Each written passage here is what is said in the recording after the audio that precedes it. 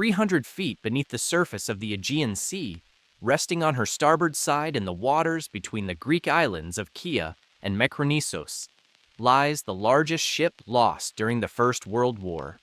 Her hull stretches 882 feet across the seabed, a behemoth frozen in time since November 21, 1916. The paint has long since vanished. Marine growth covers her decks and superstructure. Fish swim through what were once grand public rooms designed to rival the finest hotels in Europe. This is HMHS Britannic.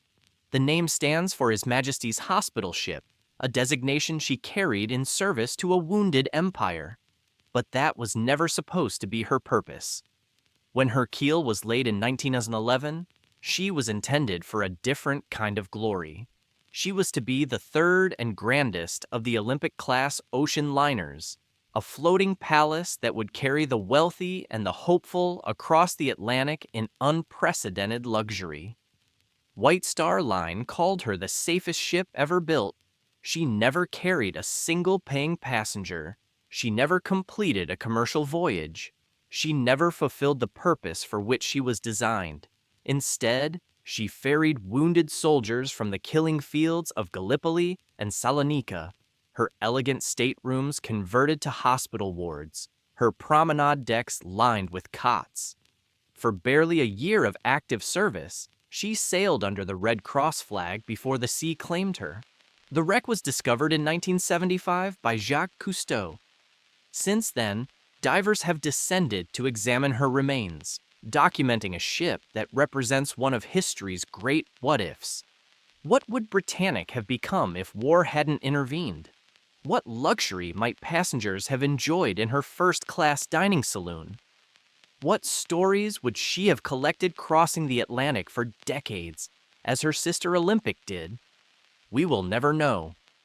Britannic's story is one of ambition interrupted, of grandeur repurposed, of a vessel built for pleasure that found her fate in war. She was conceived in an age of optimism and launched into an age of slaughter.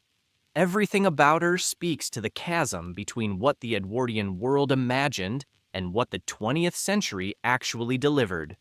This is the story of the ship that was supposed to surpass Titanic, the ocean liner that never was, and the hospital ship that served her country until the moment she slipped beneath the waves. If you enjoy deep dives into maritime history and stories of ships that shaped the modern world, please consider subscribing. To understand why Britannic was conceived, we must first understand the world that demanded her existence. The early 20th century was an era of unprecedented confidence in human progress. Industrialization had transformed the economies of Europe and North America. Steel mills and shipyards operated at scales unimaginable a generation earlier. The great powers competed not only in military strength, but in commerce, in technology, and in prestige. Ocean liners had become the primary symbol of this competition.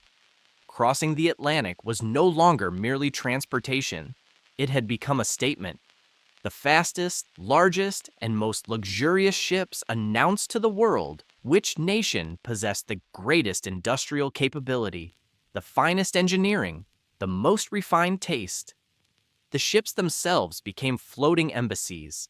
Germany had thrown down the gauntlet in 1897 with Kaiser Wilhelm der Grosse, the first four-funneled liner to capture the Blue Riband, the informal prize for the fastest Atlantic crossing. The ship represented German ambition in steel and steam, a direct challenge to British maritime dominance. Hamburg America Line and Norddeutscher, Lloyd poured resources into ever larger, ever faster vessels throughout the early 1900s. Britain could not let the challenge go unanswered. The Cunard Line, with significant financial backing from the British government, responded with Lusitania and Mauretania in 1907. These two liners were engineering marvels, powered by steam turbines that propelled them across the Atlantic at over 25 knots. They reclaimed the Blue Riband and restored British pride. The government's investment came with conditions. In wartime, These ships could be requisitioned as armed merchant cruisers. Speed made them valuable assets. But Cunard's triumph created a problem for White Star Line, Britain's other great shipping company. White Star could not match Cunard's speed. Their existing fleet was aging. Something dramatic was required to remain competitive. White Star Line had been founded in 1845 and had endured decades of fortune and misfortune. By 1902, the company had been purchased by International Mercantile Marine Company, a trust assembled by the American financier J.P. Morgan that sought to consolidate transatlantic shipping under a single corporate umbrella. Though White Star now had American ownership, the company retained its British identity, its British management, and its British shipbuilding relationship. That relationship was with Harland and Wolff of Belfast. Since 1869, White Star had an arrangement with the Belfast shipyard that was unusual in the industry. Harland and Wolff built ships exclusively for White Star, and White Star ordered ships exclusively from Harland and Wolff. The shipyard charged cost plus a fixed percentage, removing the adversarial dynamic that characterized most buyer-supplier relationships. The companies were partners in the deepest sense. In the summer of 1907, J. Bruce Ismay, chairman of White Star Line, dined with Lord William Peary, chairman of Harland and Wolff, at Peary's London mansion. The evening's conversation turned to their competitive position. Cunard had Lusitania and Mauretania. White Star needed a response. The two men began discussing what that response might look like. Rather than compete directly on speed, which would require enormous power plants and fuel consumption, Ismay and Peary conceived a different strategy. White Star would build ships that were larger than anything afloat, more luxurious than anything attempted before, and engineered to a new standard of reliability and comfort. Passengers would choose White Star not because the crossing was fastest, but because it was finest. The ships would be floating hotels, destinations unto themselves. The plan called for 3 sister ships. They would be built in sequence at Harland and Wolff's Belfast shipyard. The first would be named Olympic. The second would be Titanic.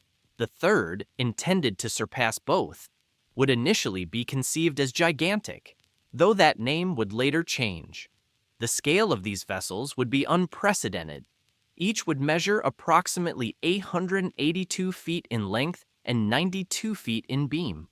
Their gross tonnage would exceed 45,000 tons, making them the largest moving objects ever constructed by human hands. The superstructure would rise the equivalent of 11 stories above the waterline.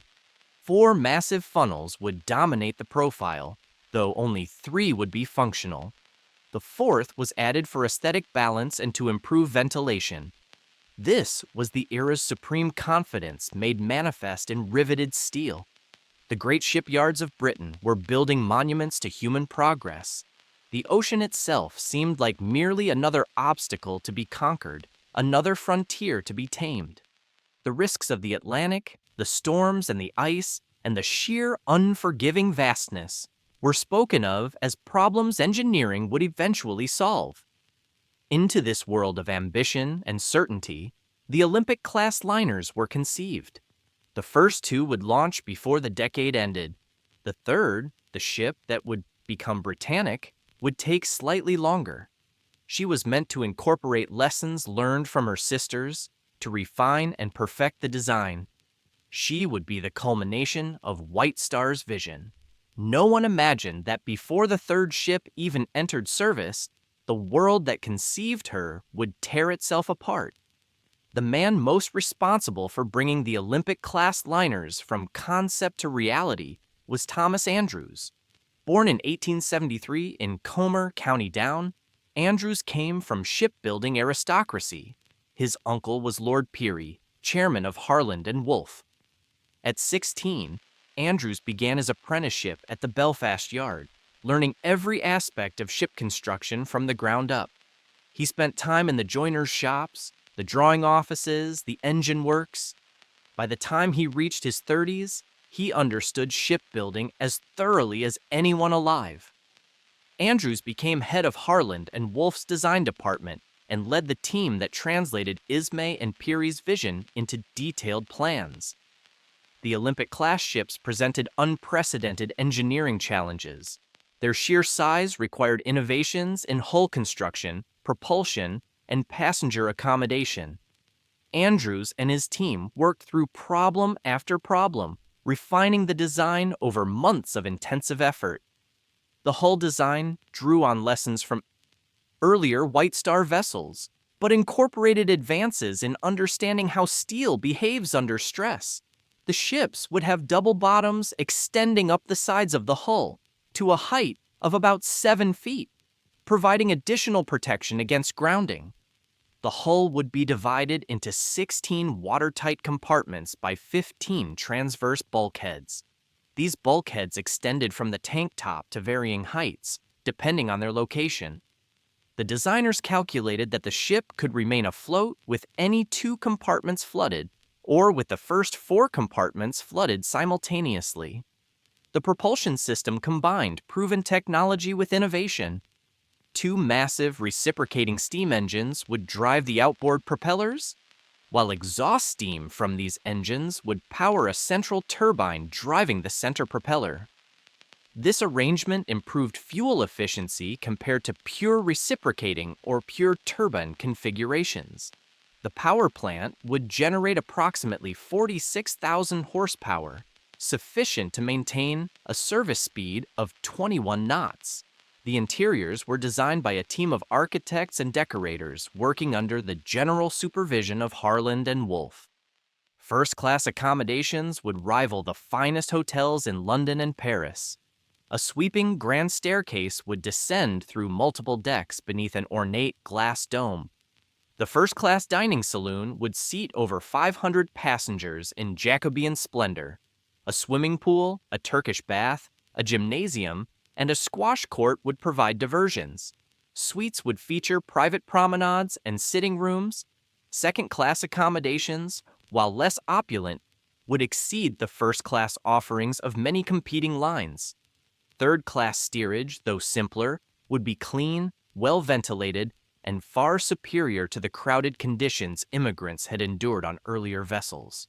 White Star intended these ships to attract passengers across all economic classes. When Olympic launched on October 20th, 1910, she represented the fulfillment of everything the design team had envisioned. The massive hull slid into the River Lagan before a crowd of over 100,000 spectators. The fitting out process took additional months, but by May 1911, Olympic was ready for sea trials. She entered service on June 14, 1911, to considerable fanfare. The first of the Great Sisters had arrived. Titanic followed close behind. Her keel had been laid on March 31, 1909, 3 months after Olympics. The 2 ships were constructed side by side in Belfast's enormous new gantry, the largest shipbuilding structure in the world. Titanic launched on May 31, 1911, as Olympic was completing her fitting out. The sisters passed each other in the final stages of preparation. The third ship was originally planned as Gigantic, though this name was never officially confirmed by White Star. Her keel was laid on November 30th, 1911, in the slip that Olympic had vacated. The construction schedule anticipated a launch in 1914 and entry into service in early 1915. She would incorporate minor refinements based on Olympic's first year of operation, small improvements to room arrangements and public spaces. The fundamental design would remain the same. Then came April 15, 1912. Thomas Andrews had traveled aboard Titanic on her maiden voyage to observe the ship in service and note any adjustments needed. He was last seen in the first-class smoking room, staring at a painting of Plymouth Harbor above the fireplace as the ship sank beneath him. He died along with more than 1,500 others when Titanic struck an iceberg and sank in the early hours of that April morning. The disaster that claimed Andrews and so many others transformed everything about the third ship's design. Britannic, as she was now officially named in the disaster's wake, would not be merely a refined version of her sisters. She would be a fundamentally reconceived vessel, incorporating hard lessons written in the lives of the dead. The response to Titanic's sinking was immediate and far-reaching. Governments convened inquiries. Newspapers demanded explanations. Families of the dead sought answers that would never fully satisfy. The disaster had shattered the Edwardian certainty that technology could conquer nature, that human engineering could overcome the sea's ancient dangers. White Star Line faced an existential crisis. Their newest and most celebrated ship had sunk on her maiden voyage with catastrophic loss of life. The confidence passengers needed to feel when purchasing a ticket had been obliterated in a single night. If the company was to survive, it would need to demonstrate that it had learned from the tragedy. Britannic, still under construction in Belfast, became the vehicle for that demonstration. Work on the ship's hull continued through the immediate aftermath of the disaster. But by summer 1912, engineers were already revising the design. The changes would be substantial, adding months to the construction timeline and millions to the cost. But there was no alternative. Britannic could not enter service as a slightly improved Titanic. She had to represent a new standard of safety. The most dramatic modification involved the ship's double hull. Where Titanic's double bottom extended only part way up the sides of the ship, Britannic's would be carried higher, creating an inner skin that ran well above the waterline along critical sections of the hull. This double hull provided additional protection against collision and flooding. If the outer hull was breached, the inner hull might contain the damage. The watertight bulkheads were raised significantly. On Titanic, several bulkheads extended only to E deck or D deck, allowing water to spill over as the bow sank lower. On Britannic, all bulkheads in the forward part of the ship would extend to B deck, well above the waterline. The ship could now theoretically remain afloat with any 6 forward compartments flooded, a dramatic improvement over Titanic's capability. New watertight doors of improved design were installed throughout the vessel. These doors could be closed simultaneously from the bridge, sealing the watertight compartments in seconds. Additional pumping capacity was installed to remove water from flooded spaces. The engineering was designed around a single principle. Britannic must survive damage that would sink her sisters. Perhaps the most visible change involved the lifeboats. Titanic had carried boats for approximately 178 people, far fewer than the over 2,200 souls aboard. The shortfall was legal but catastrophic. Regulations had not kept pace with ship sizes, and lifeboat capacity was based on tonnage formulas that dated to an earlier era. Britannic would carry enough lifeboats for everyone aboard and more. Giant davits mounted in clusters along the boat deck would swing out 6 boats each in a single mechanical motion. These gantry davits were a revolution in evacuation technology. Rather than lowering one boat at a time, crews could deploy multiple boats simultaneously, dramatically reducing evacuation time. The davits could also reach boats on the deck below, allowing lifeboats stored on A deck to be launched, even if the boat deck became inaccessible. The total lifeboat capacity would exceed 3,600 people, more than enough for the approximately 3,300 passengers and crew the ship could carry. Never again would a White Star vessel go down without the means to save everyone aboard. The shipyard workforce at Harland and Wolff numbered in the thousands. Belfast in 1912 was one of the great shipbuilding centers of the world, and the yard employed men from across the city and surrounding areas. Riveters, platers, caulkers, joiners, electricians, and dozens of other trades worked on the Olympic-class ships. The labor was dangerous and demanding. Men worked at heights, in confined spaces, surrounded by heavy materials and industrial equipment. Accidents were common. The safety standards of the era would horrify modern observers. The men who built these ships came largely from the working-class neighborhoods of Belfast. They earned wages that sustained their families but offered little surplus. The sectarian divisions that would later tear Northern Ireland apart were present even then, though the shipyard itself employed both Catholic and Protestant workers. They labored side by side on the same hulls, bound together by shared skills and shared dangers. Construction continued through 1912 and 1913. The modifications slowed progress compared to Olympic and Titanic, but the work advanced steadily. By late 1913, the hull was substantially complete. The massive gantry davits were fitted. The modified superstructure took shape. Britannic was emerging as a ship that looked similar to her sisters, but was fundamentally different in her capabilities. The launch took place on February 26, 1914.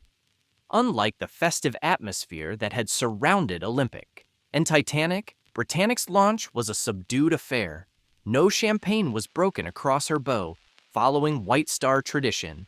A crowd gathered, but the mood reflected the shadow Titanic still cast.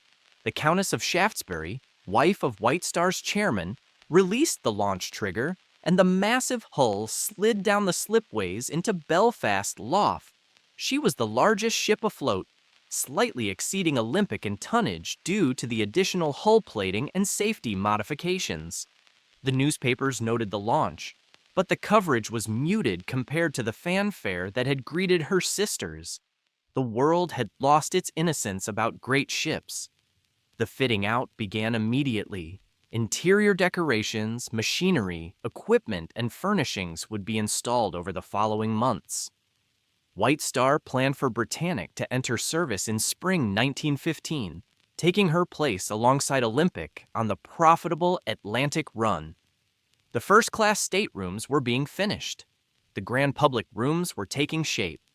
The swimming pool, the dining saloon, the lounges where first-class passengers would gather, all were being completed to the luxurious standards White Star demanded. Then, on June 28, 1914, Archduke Franz Ferdinand of Austria was assassinated in Sarajevo. Within 6 weeks, Europe was at war. By August, Britain had entered the conflict against Germany and Austria-Hungary. The world that had conceived and built Britannic was consuming itself in industrialized slaughter. White Star had been building a luxury liner. The British Empire now needed something else entirely. The Great War, as contemporaries called it, disrupted every aspect of normal commerce. The Royal Navy requisitioned ships for military service. Passenger travel across the Atlantic continued, but under conditions of increasing danger. German U-boats prowled the sea lanes, and even the largest liners were vulnerable to torpedo attack.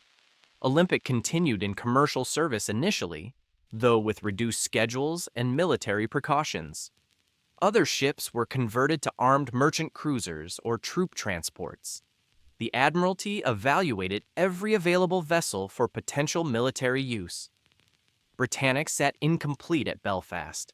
Her fitting out, suspended as priorities, shifted to wartime production. The luxurious first-class accommodations remained only partially finished.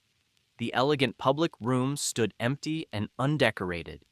White Star maintained the ship in a state of partial readiness, uncertain when or whether she would enter commercial service.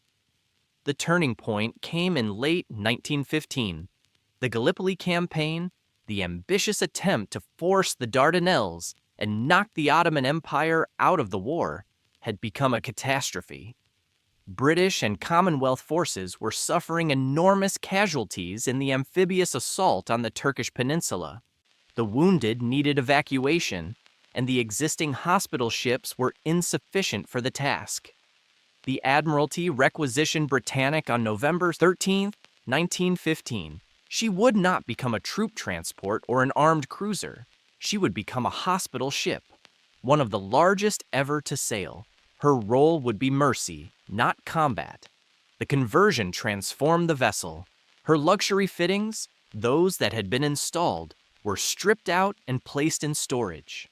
The grand staircase remained, but the elegant furniture and decorative panels were removed. The staterooms and public areas were converted to hospital wards, with rows of beds replacing the planned accommodations for first-class passengers. The operating theaters were established in spaces that would have been restaurants and lounges. Surgical suites were equipped with the equipment needed for battlefield medicine. The wounds of modern warfare, the effects of artillery, machine guns, and chemical weapons, required facilities unlike anything civilian medicine had ever confronted. The promenade decks, where first-class passengers would have strolled in the Atlantic breezes, were enclosed and converted to additional ward space. The open-air experience that White Star had designed was sacrificed to maximize the number of wounded who could be accommodated. At full capacity, Britannic could carry over 3,300 patients, along with the medical staff needed to care for them. The exterior was repainted according to international conventions for hospital ships. The hull became white with a horizontal green stripe. Large red crosses were painted on the sides and on the superstructure. At night, the crosses would be illuminated to ensure visibility.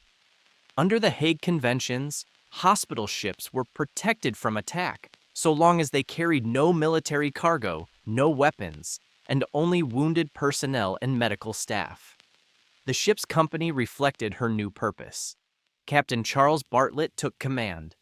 Bartlett was an experienced White Star officer who had served on multiple company vessels. He would guide Britannic through her hospital ship service with a reputation for competence and concern for his crew. Among the crew was Violet Jessup, a stewardess who had already survived experiences that would strain belief. Jessup had been aboard Olympic when she collided with HMS Hawke in 1911, an accident that had damaged both vessels but caused no fatalities. She had then served aboard Titanic, surviving the sinking by climbing into one of the last lifeboats to leave the ship. Now she volunteered as a nurse aboard Britannic, placing herself once again on an Olympic-class liner heading into dangerous waters. The medical staff included nurses from the Voluntary Aid Detachment, the British Red Cross, and the military nursing services. Many were young women from comfortable backgrounds who had volunteered for war service. The conditions aboard a hospital ship, caring for soldiers with devastating injuries, witnessing the human cost of industrialized warfare, would leave marks on everyone who served. Britannic departed Belfast for her first voyage in December 1915, sailing to Liverpool to take on additional crew and supplies before heading to the Mediterranean. The ship that had been built to carry wealthy passengers to New York would instead shuttle between Britain and the eastern Mediterranean, bringing home the wounded from distant battlefields. Her first voyage took her to Mudros, the Greek island that served as the staging base for the Gallipoli campaign. The evacuations from the peninsula were underway, and thousands of wounded soldiers needed transport to Britain for treatment. Britannic loaded her first patients and began the journey home. Over the following months, the ship completed 5 successful voyages. She sailed to Mudros, to Salonika, to Augusta in Sicily. She carried thousands of wounded men home to Britain. The grand public rooms echoed with the sounds of suffering, the cries of men in pain, the quiet voices of nurses providing what comfort they could. The swimming pool, the Turkish bath, the first-class dining saloon, all now served purposes their designers had never imagined. The ship performed flawlessly. Her powerful engines drove her through the Mediterranean at speeds that minimized the time wounded soldiers spent at sea. Her size allowed her to carry more patients than smaller hospital ships. Her stability made the voyage more comfortable for men whose injuries made every movement painful. Captain Bartlett ran a disciplined ship. The crew, a mix of civilian sailors and military medical personnel, developed the routines necessary for efficient operation. Loading and unloading patients, maintaining the wards, operating the ship, and navigating the increasingly dangerous Mediterranean all demanded coordination and professionalism. By late 1916, Britannic had proven herself invaluable to the war effort. The ship that had never carried a paying passenger had found a different purpose, one that demanded everything she had been built to offer. Her size, her speed, her capacity all served the cause of saving lives rather than generating profit. Her sixth voyage began on November the 12th, 1916. She was bound for Mudros once again, sailing light and empty of patience, ready to take on another load of wounded for the return journey. Captain Bartlett set a course that would take her through the Kea Channel, the passage between the Greek islands of Kea and Makronisos. 9 days later, everything would change. The Aegean Sea in 1916 was not the peaceful tourist destination it would become decades later. The waters were a combat zone, contested by the navies of the Allied and Central Powers. German U-boats and surface raiders threatened shipping throughout the Mediterranean. Mines had been laid in strategic passages. No ship, regardless of its protected status, could assume complete safety. The Hague Conventions established rules for hospital ships. They were to be marked distinctively. They were to carry no weapons or military supplies. They were to be used exclusively for the transport and treatment of wounded. In return, they were theoretically immune from attack. Belligerent powers were to respect the Red Cross and allow hospital ships free passage. Theory and practice diverged in the desperate conditions of total war. There were accusations, some substantiated and some not, that hospital ships were being used to transport troops and munitions under cover of protected status. The Germans claimed that British hospital ships violated the conventions. The British denied the accusations, but acknowledged the difficulty of verifying compliance. Trust between the warring powers had collapsed. The result was a dangerous ambiguity. Hospital ships sailed through waters where U-boat commanders made split-second decisions about potential targets. Mines did not distinguish between military vessels and mercy ships. The Red Cross painted on Britannic's hull provided some protection, but no guarantee. The route through the Kea Channel had been used by other vessels without incident. The passage offered a shortcut for ships traveling between Britain and the eastern Mediterranean. Captain Bartlett had traversed it before on Britannic's earlier voyages. There was no specific intelligence suggesting unusual danger, but the sea keeps its own counsel. What lay beneath the surface would not be visible until it was too late. On the morning of November the 21st, 1916, Britannic was approximately 4 nautical miles from the island of Kea. The ship was making about 21 knots, nearly her maximum speed, as she approached the channel. The weather was clear. The sea was calm. It was shortly after 8 Mag in the morning. The crew was engaged in normal duties. Breakfast was being served. Watches were changing. The medical staff, preparing for the patients they would soon collect, went about their routines. Captain Bartlett was on the bridge. At approximately 8:12 a.m., an explosion rocked the starboard bow. The blast was tremendous, felt throughout the ship. Those who survived would later describe a violent shudder, followed by a rapid list to starboard. Water was pouring into the forward compartments at an alarming rate. The cause of the explosion has never been definitively established. The most likely explanation is that Britannic struck a mine laid by the German submarine U-73. The Germans had been mining the Kea Channel as part of their campaign against Allied shipping. Commander Gustav Siess of U-73 had laid 12 mines in the channel on October the 28th, 1916, approximately 3 weeks before Britannic's passage. An alternative theory holds that Britannic was torpedoed by a U-boat rather than mined.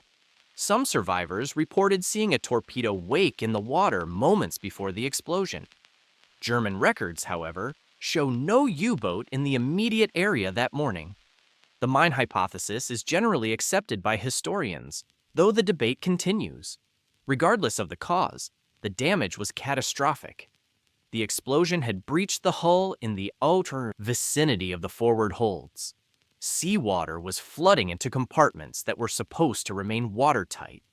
The safety features that had been incorporated after Titanic's loss were being tested under combat conditions. Captain Bartlett immediately ordered the watertight doors closed. The automatic system functioned as designed, sealing the compartments throughout the ship. But the damage was severe. The force of the explosion had buckled plating and ruptured seams. Water was finding paths that the designers had not anticipated. The ship's list increased rapidly. Within minutes of the explosion, it was clear that Britannic was in serious trouble. The pumps were activated, but they could not keep pace with the flooding. The bow was sinking lower into the water.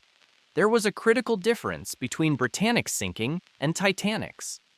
On Titanic, the flooding had progressed relatively slowly, taking nearly 3 hours before the ship foundered. The slow pace had allowed time for evacuation, though the shortage of lifeboats had made that evacuation incomplete. On Britannic, the flooding was far more rapid. The ship would sink in less than an hour. Several factors contributed to the accelerated sinking. The explosion itself was more severe than the iceberg damage Titanic had sustained. Additionally, many of the portholes on lower decks had been left open to ventilate the hospital wards. As the bow sank and the list increased, these open portholes submerged, allowing water to pour into spaces that should have been watertight. The open portholes were a result of Britannic's service as a hospital ship. The wards needed fresh air, particularly in the Mediterranean heat. The portholes had been opened for patient comfort during the earlier voyages. When the explosion occurred, no one had time to close them. Water flooded in through dozens of openings that the ship's design had assumed would be sealed. Captain Bartlett faced a rapidly deteriorating situation. The ship was sinking faster than expected. The lifeboats needed to be launched immediately. He gave the order to abandon ship. The evacuation of HMHS Britannic unfolded with a mixture of training, chaos, and tragedy. The crew had practiced lifeboat drills repeatedly. The medical staff, though not professional sailors, understood their stations. The gantry davits that had been designed after Titanic worked as intended, swinging multiple lifeboats out simultaneously. The equipment that had been installed to prevent another disaster was functioning. But the conditions were not what anyone had anticipated. The ship was still moving through the water. Captain Bartlett had attempted to beach Britannic on the nearby shore of Kea Island, hoping to save the ship, or at least allow an orderly evacuation in shallow water. But the flooding was too severe, and the steering gear was becoming unresponsive. The engines were still turning, and the great bronze propellers were still churning, even as the ship sank lower. Several lifeboats were launched prematurely, while the ship was still underway. These boats, in the water alongside the moving vessel, drifted toward the stern where the massive propellers continued to turn. The results were horrific. The lifeboats were drawn into the spinning blades. At least 2 boats were destroyed, and many of the occupants were killed. The propellers that had been designed to carry passengers in comfort instead became instruments of death. Violet Jessup was aboard one of these ill-fated boats. She later recounted leaping from the lifeboat as it was pulled toward the propellers. She struck her head on the keel of the capsizing boat, an injury that would trouble her for years afterward. But she survived, pulled from the water by rescuers in another boat. The woman who had survived Titanic had now survived Britannic. Captain Bartlett ordered the engines stopped when he realized what was happening. The command came too late for some, but it saved others. With the propellers stilled, the remaining lifeboats could be launched safely. The gantry davits continued to function, deploying boat after boat as the deck listed ever more steeply. The ship's list was now extreme. The starboard side was sinking rapidly, while the port side rose higher into the air. Launching boats from the port side became increasingly difficult as the angle steepened. Some boats were lowered successfully. Others could not be freed from their davits. crew members helped patients who could not help themselves. Some of the medical staff were still aboard when the ship began her final plunge. The nurses and orderlies who had cared for thousands of wounded soldiers now found themselves fighting for their own survival. The entire sinking took approximately 55 minutes. By 9:07 a.m., just under an hour after the explosion, Britannic's stern rose into the air as the bow pulled her down. The ship rolled onto her starboard side as she sank. Her funnels broke loose and tumbled into the sea. The roar of escaping air and collapsing structures echoed across the water. Then she was gone. The largest ship lost in the First World War had slipped beneath the Aegean, coming to rest on the seabed 300 feet below. The surface churned with debris, oil, and the scattered survivors in their lifeboats. Rescue came quickly. Other vessels in the area, including several Greek fishing boats and the British light cruiser HMS Scourge, responded to the distress signals. The lifeboats were collected. The survivors were pulled from the water. By late morning, the rescue was essentially complete. Of the 1,066 people aboard Britannic that morning, 1,036 survived. The death toll of 30 was remarkably low given the speed of the sinking and the violence of the propeller accidents. The training, the equipment, and the proximity of rescue vessels had prevented another mass casualty disaster. Yet 30 people were still dead, many of them killed in the terrible manner of being drawn into the ship's spinning propellers. The survivors were landed at Piraeus and eventually transported back to Britain. Many returned to active service almost immediately. The war demanded every available body. The nurses went back to nursing. The sailors went back to sea. The work of the war continued without pause. Captain Bartlett was among the survivors. He was never blamed for the loss. Inquiries concluded that he had acted appropriately under impossible circumstances. His decision to attempt beaching the ship was judged reasonable. The failure was one of circumstance, not leadership. The mine had simply done too much damage too quickly. Violet Jessup recovered from her head injury and continued her maritime career. She would survive until 1971, passing away at age 83, the woman who had been aboard all 3 Olympic-class liners and survived all 3 accidents. Her memoir, published after her death, would provide one of the most vivid accounts of what those experiences were like. The wreck of Britannic settled onto the seabed where it remains today. The ship that never carried a paying passenger, that never completed a commercial voyage, had reached her final destination in waters far from the Atlantic routes she was designed to travel. The loss of HMHS Britannic prompted immediate investigation. The British Admiralty needed to understand what had happened and whether the protections guaranteed to hospital ships under international law had failed.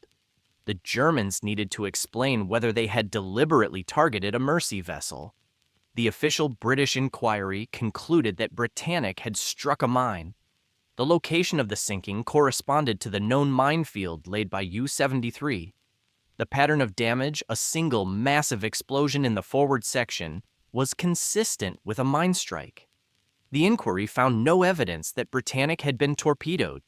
The German government denied deliberately targeting hospital ships, but did not acknowledge specific responsibility for the mine that sank Britannic.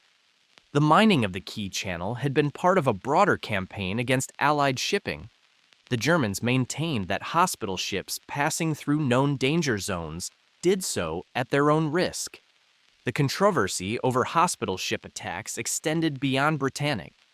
Throughout the war, both sides accused the other of violating the conventions protecting medical vessels. The Germans claimed that British hospital ships transported troops and munitions. The British denied the accusations and pointed to German attacks on clearly marked hospital ships. The truth likely lay somewhere between the official positions of both sides.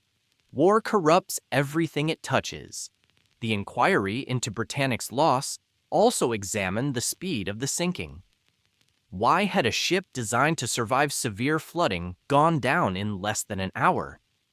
The investigation identified the open portholes as a crucial factor. The hospital ship conversion had required ventilation that compromised watertight integrity. When the explosion occurred, water poured through openings that should have been sealed. Recommendations followed. Future hospital ships were to maintain stricter protocols about closing portholes in dangerous waters. Watertight integrity was not to be sacrificed for patient comfort when operating in combat zones. The lessons of Britannic joined the lessons of Titanic in the evolving understanding of how to keep ships safe. No one was punished for Britannic's loss. Captain Bartlett was cleared of any responsibility.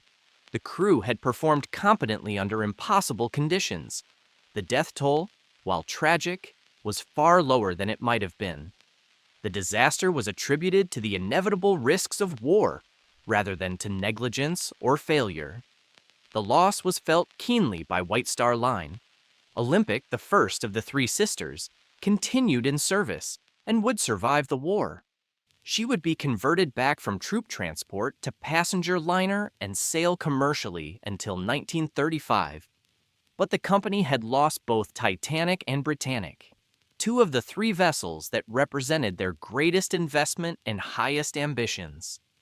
The Olympic-class liners had been conceived as symbols of progress and luxury. One had sunk on her maiden voyage with catastrophic loss of life. One had been conscripted for war and lost to a German mine without ever fulfilling her intended purpose. Only Olympic survived to carry passengers as designed, and even she was scarred by the association with her lost sisters. The broader maritime industry absorbed the lessons of both sinkings. The regulations governing lifeboats were revised to require capacity for all aboard. Ice patrol systems were established to monitor North Atlantic shipping lanes. Ship designs incorporated improved subdivision and watertight integrity. The deaths aboard Titanic and Britannic had not been in vain. They had driven changes that saved lives on subsequent vessels. But no regulation could have prevented Britannic's loss. The mine that sank her was an act of war. The conventions protecting hospital ships were words on paper. The reality was that war recognized no protected categories. Anyone who sailed in combat waters accepted risk that no treaty could eliminate. The wreck of HMHS Britannic lay undiscovered for decades. The location was known approximately based on the survivors' accounts and the ship's last reported position. But the depth, over 300 feet, was beyond the reach of the diving technology available in the years immediately following the sinking. The ship became a footnote to history. Titanic's disaster had captured the public imagination in ways that Britannic never could. The luxury liner lost on her maiden voyage, the insufficient lifeboats, the band playing as the ship went down. These elements created a narrative that resonated across cultures and generations. Britannic, the hospital ship lost in wartime, lacked the same dramatic elements. She was remembered by those who served on her, mourned by the families of those who died, and largely forgotten by the broader public. The wreck was discovered on December 3, 1975, by Jacques Cousteau. The French oceanographer and filmmaker had been searching the Kea Channel with sonar when his equipment detected a large object on the seabed. Cousteau's team dove on the wreck and confirmed its identity. The ship lay on her starboard side, largely intact, her great hull stretching across the sandy bottom. Cousteau documented the discovery in his television series. The footage brought Britannic back into public awareness for the first time in decades. Viewers saw the massive hull, the distinctive funnels, the davits still in position. The ship looked remarkably preserved, protected from deterioration by the cold, deep water. The discovery prompted renewed interest in Britannic's story. Historians began researching her career in more detail. Survivors were interviewed while they still lived. The ship emerged from Titanic's shadow, at least partially, as a subject worthy of study in her own right. Subsequent expeditions have explored the wreck in greater detail. In 1995, Robert Ballard, who had discovered Titanic's wreck a decade earlier, led a survey of Britannic. His team used remotely operated vehicles to document the ship's condition and explore her interior spaces. The footage revealed both the preservation and the deterioration that decades underwater had produced. The ship's bow section shows significant damage from the explosion that sank her. The steel plating is buckled and torn. The force of the blast is evident in the deformation of the hull. Whatever struck Britannic, whether mine or torpedo, hit her with devastating power. The interior spaces are largely collapsed or inaccessible. The grand staircase that survived from the original construction is damaged but recognizable. Some of the hospital equipment remains in place, frozen in time from that November morning in 1916.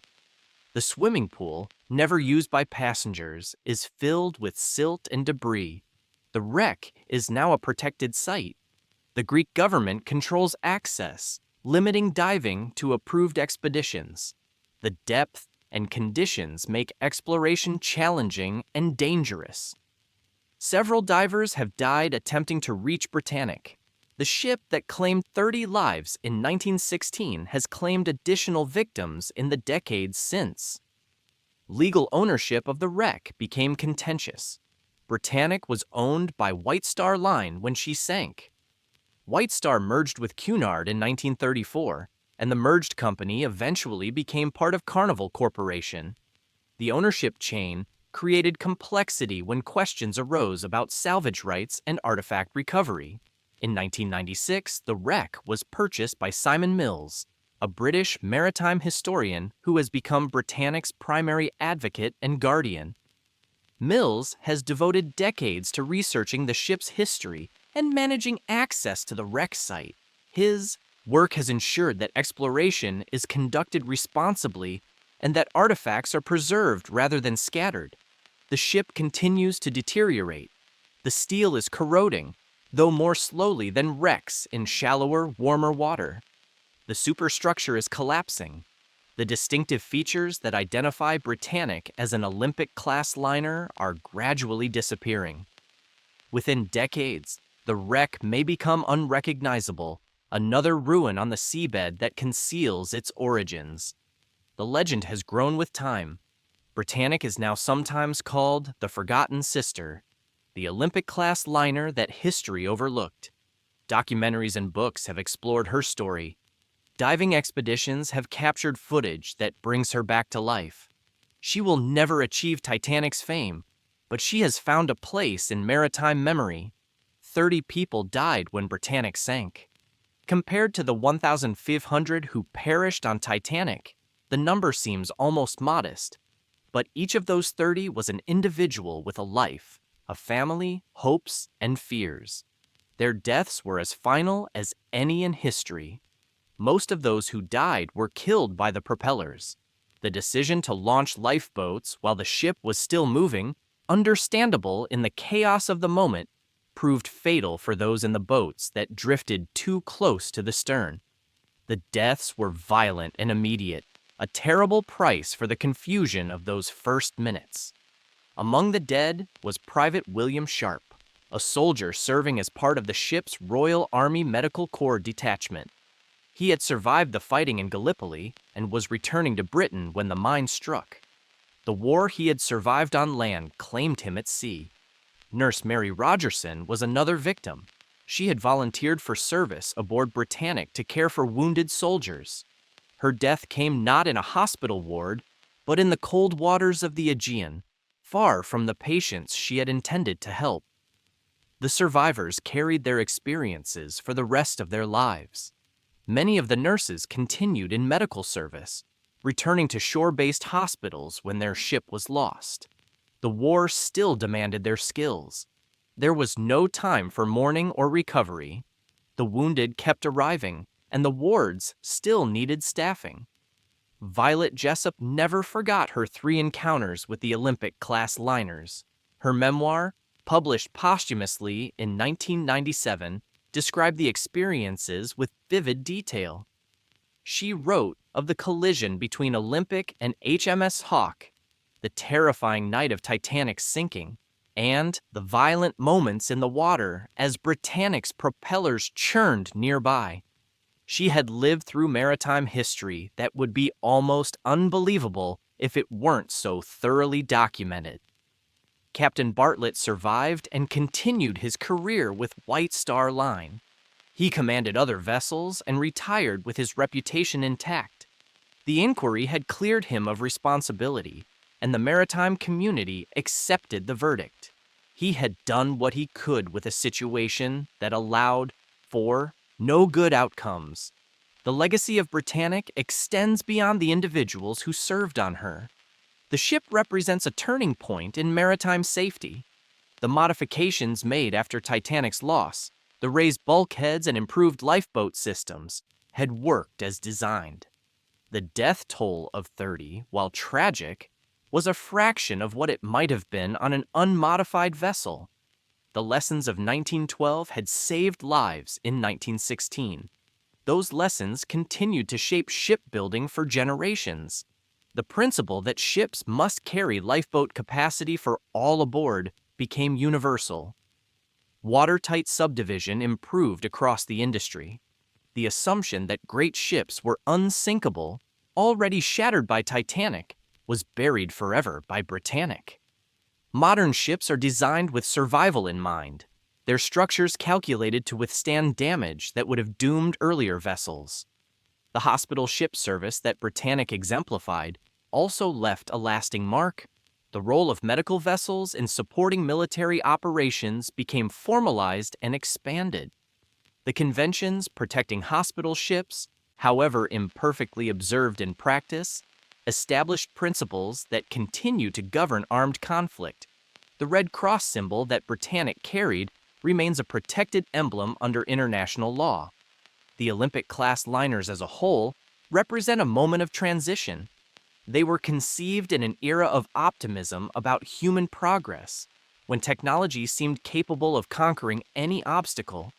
They were completed and operated in an era of war and disillusionment, when the same technology that built great ships also built great weapons. The ships bridged two worlds that could not have been more different.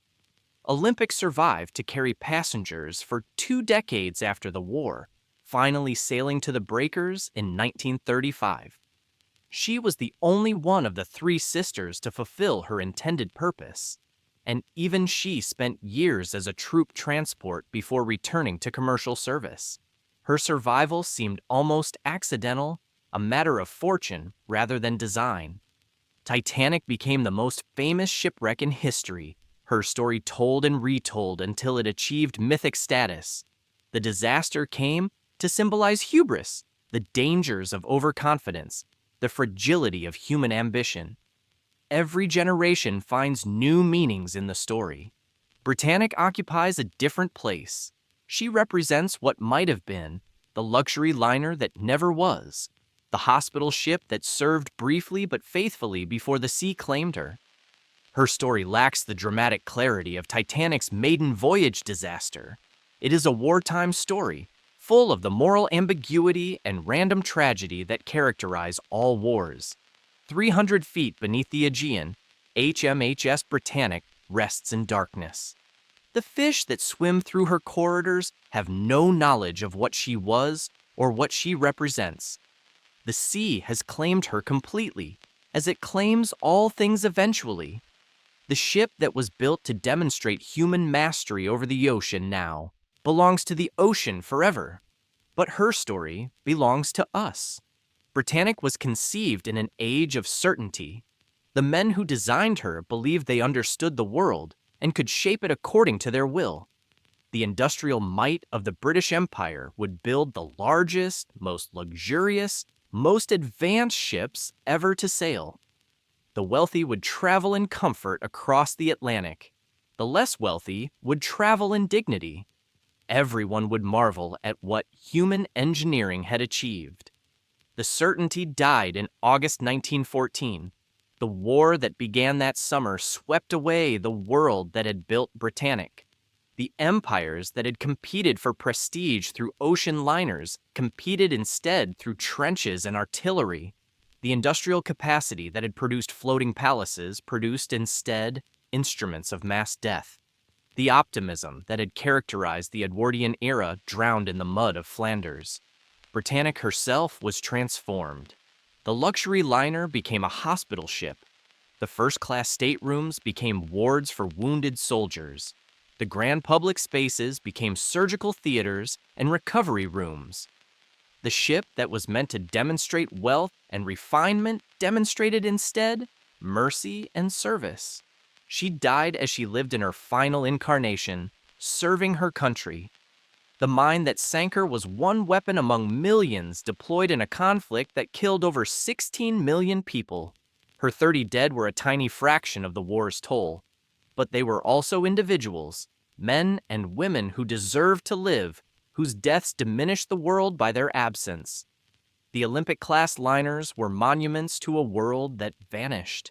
They were built when progress seemed inevitable, when human capability seemed unlimited, when the future seemed bright.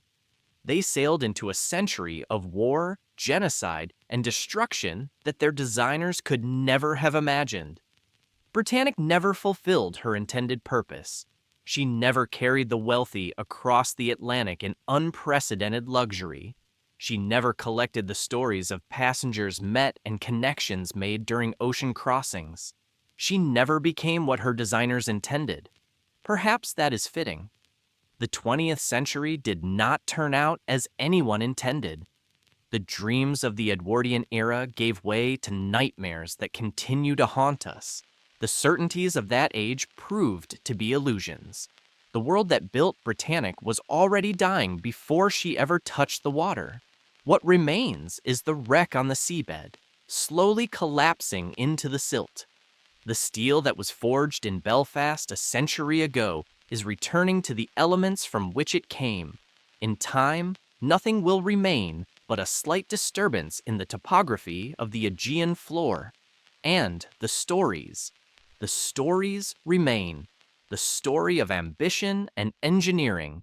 The story of war and service. The story of catastrophe and survival. The story of a ship that was supposed to carry passengers in luxury and instead carried wounded soldiers home from the killing fields. The story of Britannic is the story of the 20th century in miniature. Grand ambition shattered by violence. Human ingenuity turned to destruction as easily as creation. The best intentions overcome by forces beyond anyone's control. And through it all, individual courage and service. The people who did their duty even as the world collapsed around them. HMHS Britannic, His Majesty's hospital ship. The ship that went to war and never came home. She rests now in waters she never expected to sail, having lived a life she was never designed to live. There is a kind of peace in that. The great engines are silent. The patients are gone. The nurses and crew have joined the ranks of the dead. But the story endures. As long as someone remembers what she was and what she might have been, Britannic lives on, not as steel and steam, but as meaning, as a reminder of what we build and what we destroy, as a monument to ambition, to service, and to the relentless capacity of the sea to claim what belongs to it. She was Titanic's giant sister. She went to war. She never came home. And now you know her story.